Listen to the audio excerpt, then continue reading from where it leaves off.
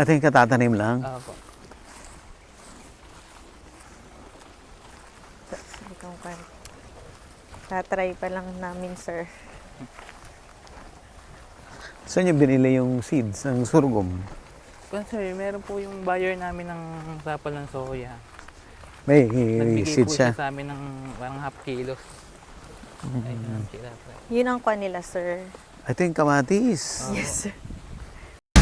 Gusto mo bang matuto ng agribusiness, crops, livestock and poultry, aquaculture, at ma-inspire sa mga success stories? Agribusiness How It Works! As a YouTube channel, Agribusiness features entrepreneurs, farmers, organizations, OFWs, investors.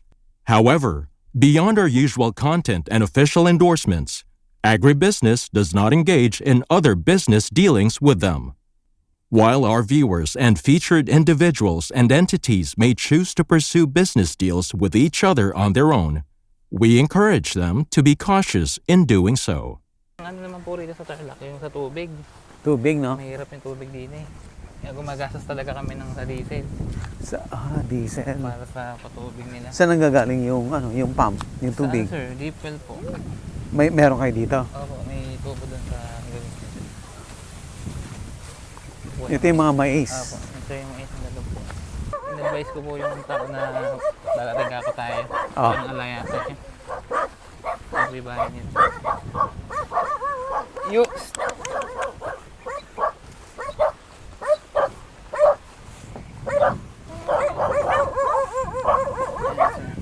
Oh. Yung shredder machine namin, sir. Dito na rin kami nag-harvest. Shredder machine, sir. Nang, ano? Opo, Pang silage dito na. Yes, sir. Ay, wala. Ay, magandang hapon. Gandang hapon po. Ganda hapon po. Sila po yung kanang... Taga dito talaga sila. Taga dito talaga sila. Taga saan sila, tatay? Nagalapas. Taga Lapas. Sa lapas Ito din. yung piston. Pares kaya? Hello po. Ay, sila rin bang anak, oh. Dami aso ah. Opo. Ito po bahay nyo, ate? Pupo kayo. Apo. Dami aso ah. Guardia. Ang ganda no, buti may ganito kayo. Magkano kaya natin abutin pagka nag-ano tayo ng ampalaya sa gitna? Ha? Malaki yung kuwan ng Puhunan, malaki puhunan ng palaya. sa balag pa lang. Makakuha na tayo sa balag. Pero mataas naman presyo. Hindi mo mababa ang palaya kasi nakita ko yung... Yung ampalaya, pinakamababa yan. 40, 50. Kabisado mo kasi kako eh, kaya plano ko yung pagitan, ano natin. Pero depende sa budget, pagka kung kaya ng budget, eh, Nasa budget. tuloy natin. Kabisado mo naman ano. Sa talong, medyo mahirap po sa talong. Oo. Matrabaho yan. May spray. May spray. Okra. Madali lang po yun. Mababa presyo. Kaya lang mababa yung presyo kung minsan.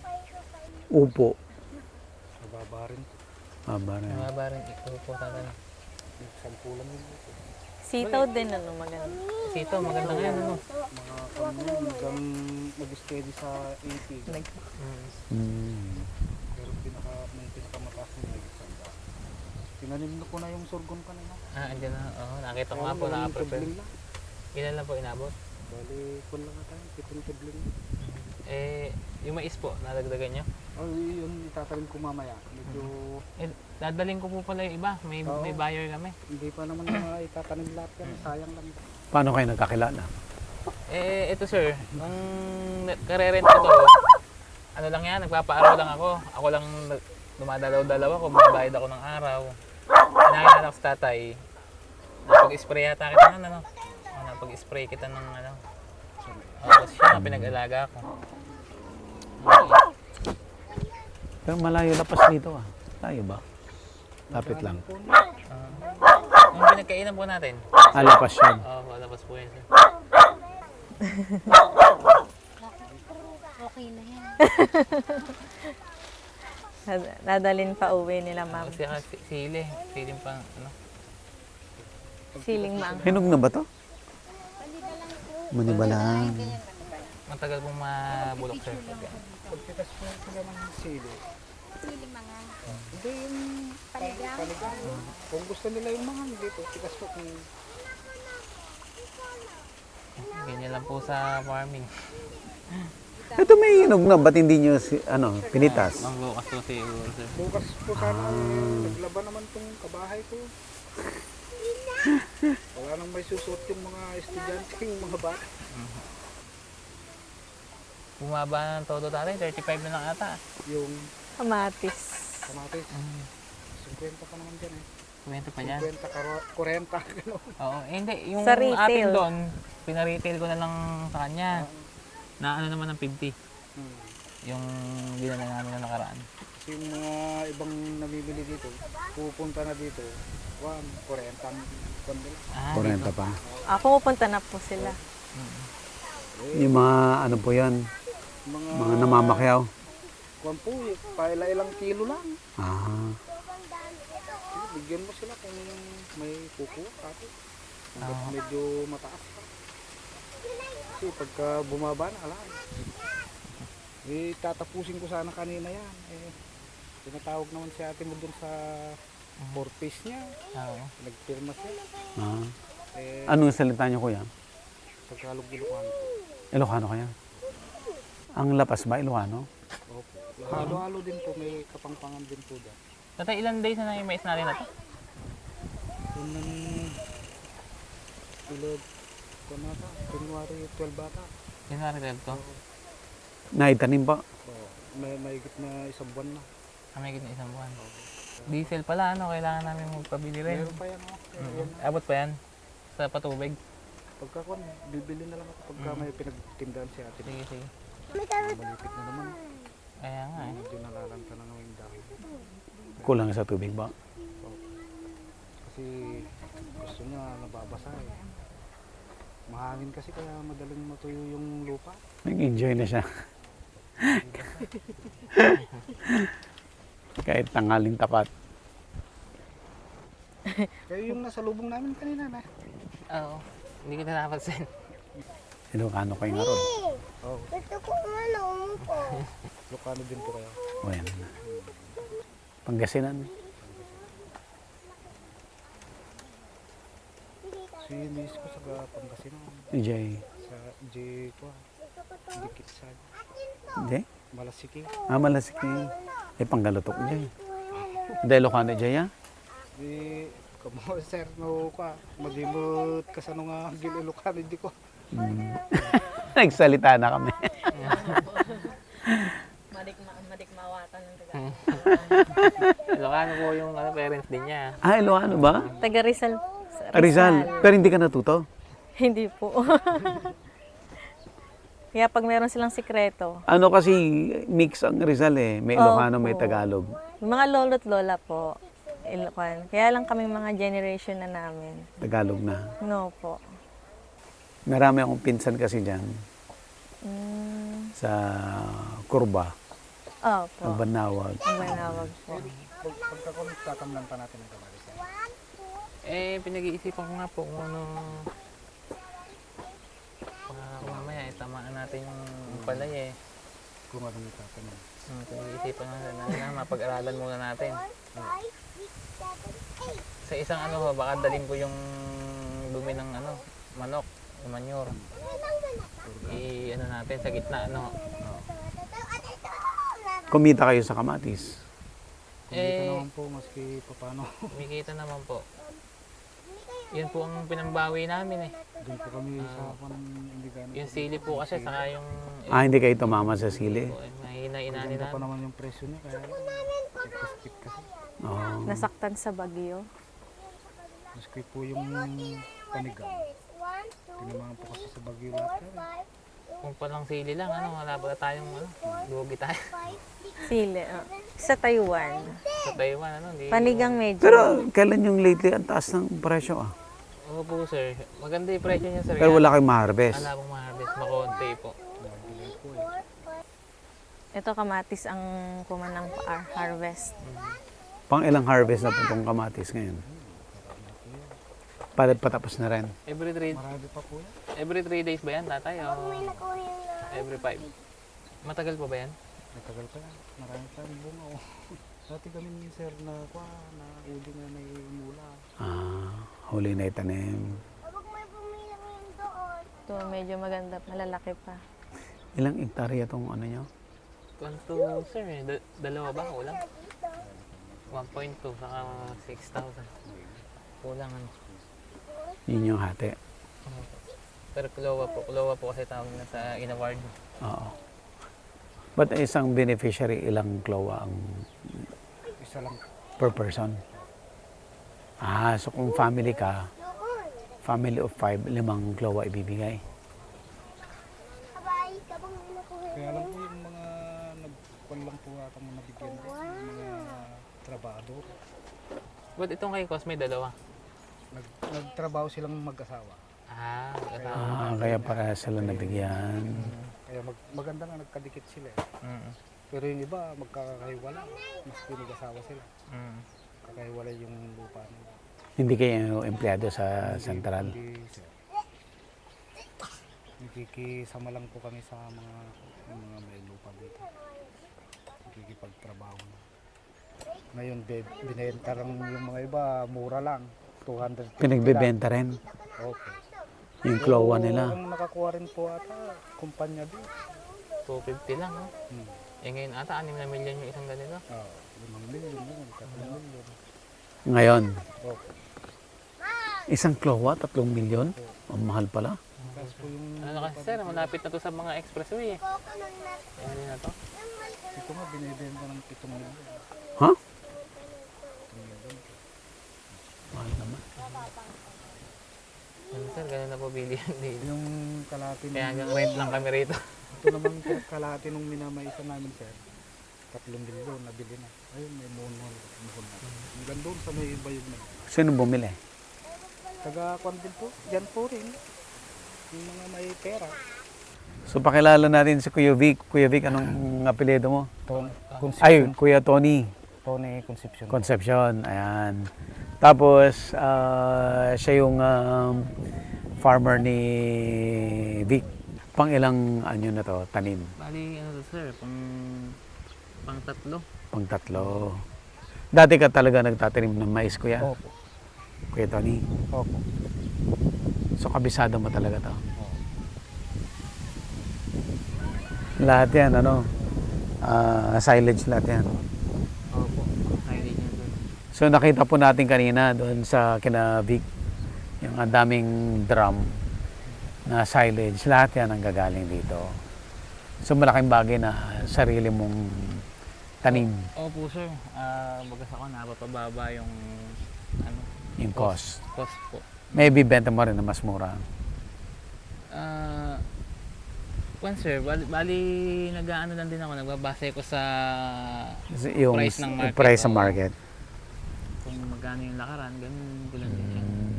So para kumita ka, pababain mo yung cost mo. Opo. Kasi sir, bagas ako, medyo, siyempre, nagre-rent lang ako ng lupa. Lupa, oo. Medyo mas mataas yung cost ko compare sa ibang Yung lupa nila. kaya farmer. Opo. Pero kaya. Kaya naman sir. Tapos at the same time po, bukod dun sa mais, ipakita natin yung kuya, yung mga ano mo, Yung gulay po. tanim mo na gulay. Sige.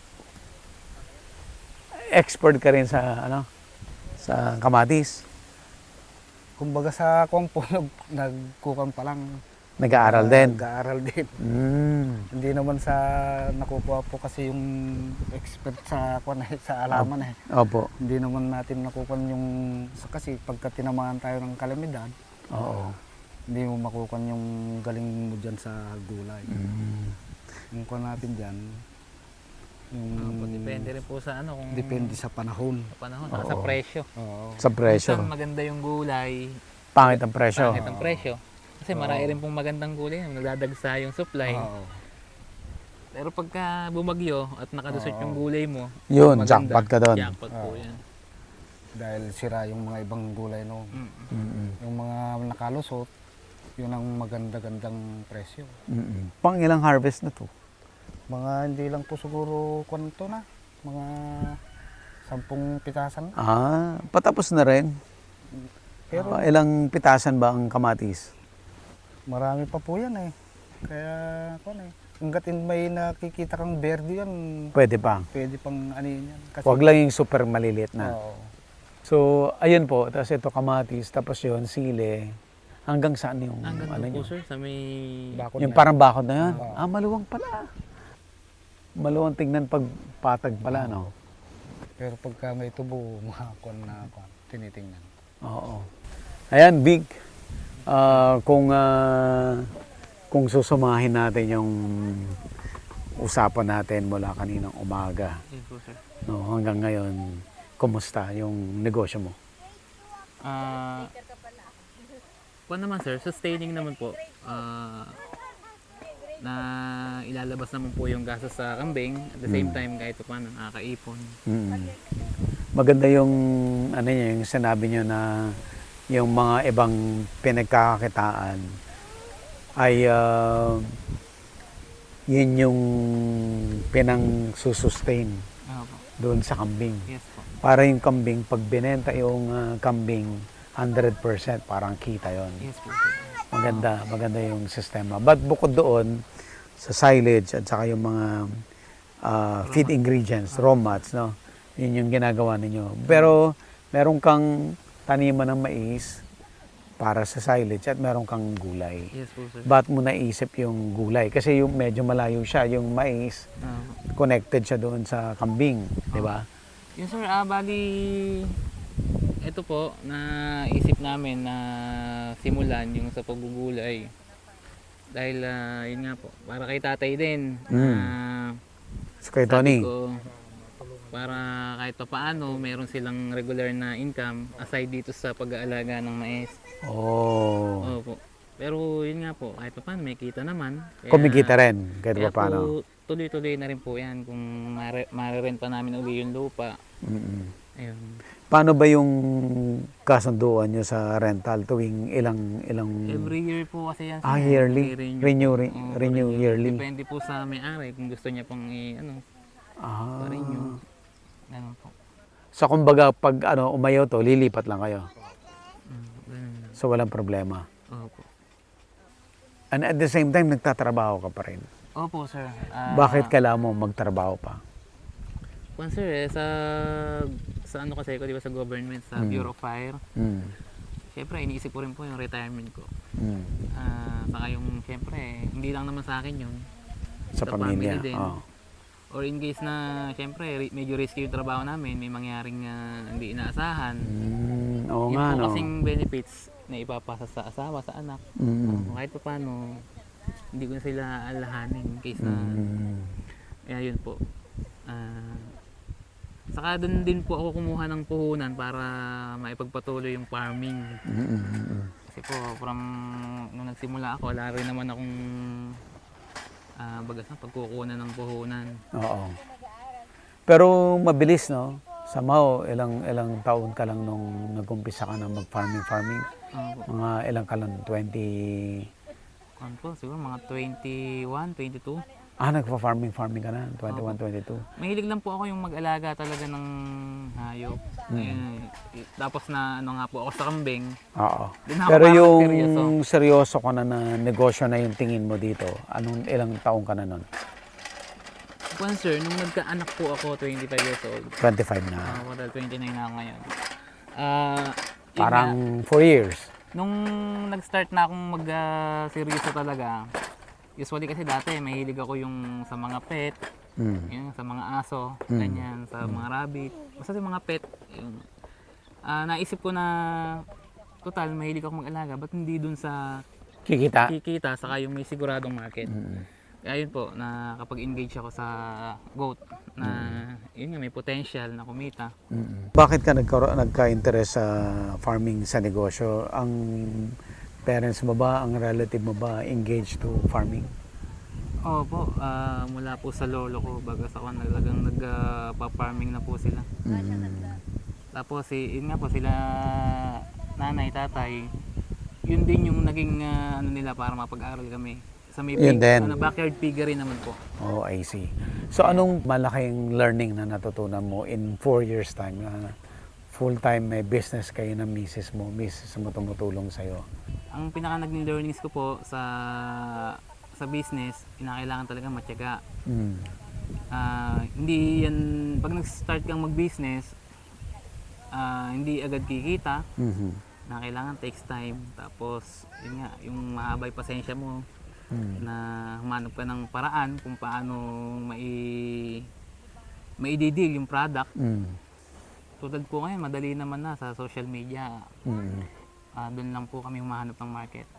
Doon lang namin ipinopost. Ayan. Oo. Nung una, di ba, wala ka ring market. Paano yan Opo. nag-accumulate? Yun po sir, with help na lang din po ng social media, Social media pinopost talaga. po namin, yung kung paano namin pinapakain sa alaga, kung ano yung benefits. Tapos, yun nga po, dinidiscuss din namin dun yung mga kung paano yung procedure. And tapos nakikita naman ng mga viewers po na maayos naman yung nagiging ano ng alaga namin. Yun po. Saka yung business po namin na yan, dating problema ko lang yan. Ibig sabihin, problema ko yan dati na hirap akong kumuha ng pagkain ng kambing. Saan ako nakakarating. Oo. Tapos, yun nga, natuklasan ko pwede pala yung silage. Pwede pala yung mga sapal ng soya na yan na piniperment. Doon po, yun yung naging solusyon namin doon sa problema ko sa pagkain ng alaga ko. At the same time, naging business din po namin. So nung nasolve mo yung problema mo sa pagkain sa alaga mo, naging negosyo. Opo, naging negosyo. Tapos naging problema rin pala ng iba, ibig sabihin. Maraming may problema. Opo, kaya sila naman yung naging market. Hanggang doon sa nagtanim ka na. Opo. Ayan. Okay, Vic, ano ang pwede mong advice sa katulad mo na bata pa, 29, bire mo, batang-bata, na may stable na job, may kabuhayan sa farming? Yun po, ang mai-advise ko lang po sa mga kabataan, kung mag-i-engage man o papasok sa business, dapat yung hilig mo. Hilig mo. Kasi pagka hilig mo yung o gusto mo yung ginagawa mo, hindi ka makakaramdam ng pagod. Hindi ka makakaramdam ng inip. Hindi ka makakaramdam ng tatamarin ka. Ayun, yun po. Baga sa kan, lumilipas lang yung panahon, lumalaki yung negosyo mo o yung nasimulan mong hilig. Yan po. So snowball, no? Unti-unti. Palaki Opo, ng palaki. Unti-unti lang po talaga. Tiyagaan lang talaga. Opo. Walang bigla. Wala po. Walang Kasi po bigla. yung mga kakilala ko rin na biglang nag-invest ng malaki. yun Nag-fail. nga, Nag-fail. As a farming po, dapat mag-start ka sa maliit lang. Oo. Palalakihin mo lang. Yun po. At saka hindi masyadong ma-pressure. Opo. Kung Unti-unti ganun yung naman po kung yun ganun eh. yung ano mo, yung Opo. pananaw mo. Takes time talaga, lalaki talaga. Alang paraan para hindi lumaki kasi yung tulad Saan ka ba pupunta kung di mapupunta ka doon sa success, di ba? Opo, tama po. Basta tama yung ginagawa mo. Yes po. Unti-unti po natututo naman. Yeah. Vic, promote mo naman. Paano ka nila makokontakt? Ano yung mga pwede nilang bilhin sa'yo? And po, mag-follow na lang din po kayo sa Emmanuel Nubian's Courtyard sa aming Facebook yan. Facebook page. Okay. At message lang po kayo. Ang aming pong location ay Barangay Santo Rosario, Santa Rosa, Nueva Ecija. Anytime, pwede kayo mag-pick up.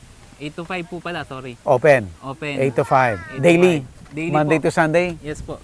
Ayan, basta 8 to 5. 8 to 5 Tapos pwede silang bumili ng kambing na Kambing po. pwede nilang i-breed, Yes po. no? Opo. Pang-upgrade Opo. nila doon sa mga herd nila. Opo. Or kung gusto na mag-umpisa, pwede rin. Pwede rin po. Then, yung problema mo, napakain, yun, meron kang silage. Yes po. Okay, so pwede rin bilhin raw materials, no? Opo. Sa Para mga, ikaw mag-mix-mix ng kailangan mo. Opo. Yung mga nahihirapan po o ibig sabihin yung mataas na costing ng commercial feeds, pwede po kayong bumili ng, Kayo na lang ng raw mats. ang gagawa, bili na lang ng raw mats. Yes po. Yan So po. soya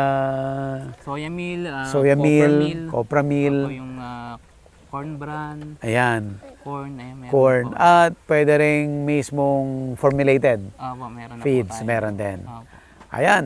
So, Vic, thank you so much. Opo, thank you po Ayan. Sir Buddy sa mga learnings din. Oo. Para namin sa inyo. So, si Vic ay nag-message lang at sabi nga namin dito sa agribusiness ay libre magpa-feature yung mga farmers, small farmers, beginners o kahit malalaking farmers, libre lang naman po yan. Basta farmer walang bayad, libre yan kasi ang gusto natin makatulong, may ilabas yung learning at ma-pick up ng audience.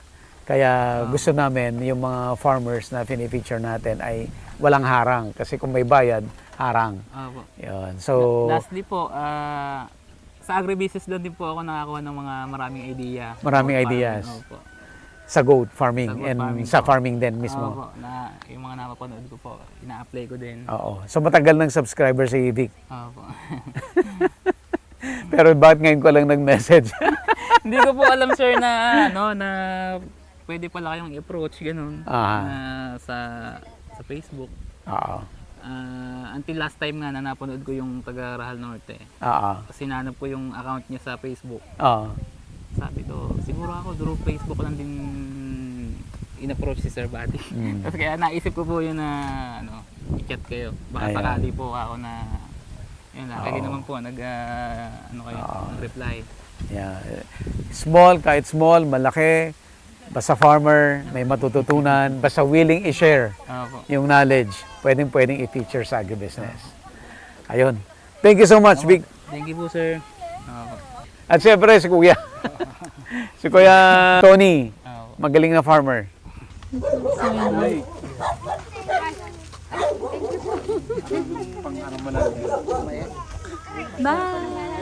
Yes po, tuloy niyo lang po yan. Kaya niyo po Sir Git. Nabay po sila.